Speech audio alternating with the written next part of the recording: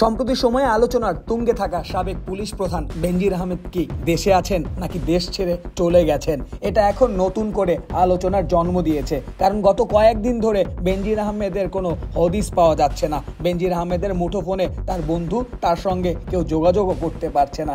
এমনকি যারা তার ঘনিষ্ঠ হিসাবে পরিচিত ছিল তারাও তাকে পাচ্ছে না।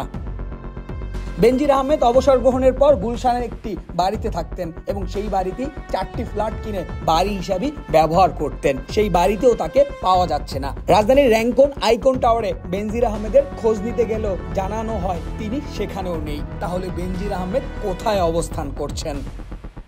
বেনজির আহমেদ গত 3 সপ্তাহ আগেই স্ত্রী সহ দুবাই চলে গেছেন। তার এক কন্যার জামাতা দুবাইতে চাকরি করেন এবং সেখানে তিনি অবস্থান করছে বলে একটি সূত্র দাবি করছেন। অন্য একটি সূত্র বলছেন বেনজির আহমেদ পরিবারের কেউই এখন ঢাকায় অবস্থান করছে না। তার এক কন্যা এখন লন্ডনে পড়াশোনা করছেন, বাকি 2 কন্যা দুবাইয়ে অবস্থান করছে এবং তার স্ত্রীকে নিয়ে বেনজির আহমেদ দুবাই চলে গেছে বলে একদল গুঞ্জন রটেছে।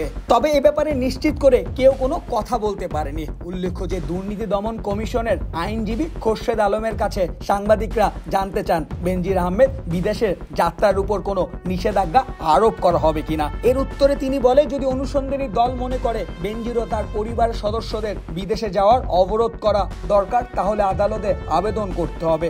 তবে এ ধরনের আবেদন এখনো করা হয়নি। আর এ কারণেই এখন প্রশ্ন উঠেছে বেনজির আহমেদ হয়তো দেশে নেই। তিনি যদি দেশে থাকতেন তাহলে এই সমস্ত প্রতিবেদন ও রিপোর্টের ভিত্তিতে নিশ্চয়ই তিনি কোনো বক্তব্য উপস্থাপনা করতেন এবং তার একান্ত ঘনিষ্ঠ যাদের সঙ্গে নিয়ে তিনি অবসরের পর যাদের সঙ্গে ব্যবসা করেছেন সেই ব্যবসায়িক পার্টনারদের সাথেও যোগাযোগ করতেন। এসব কিছু না করার ফলে তিনি দেশ ছেড়েছেন এই ধারণাটি ক্রমশ বদ্ধমূল হচ্ছে।